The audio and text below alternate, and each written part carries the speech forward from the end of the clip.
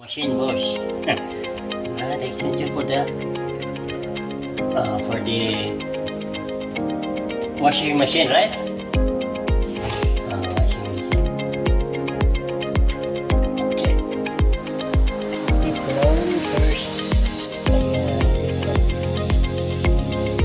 So that no more leakage anymore.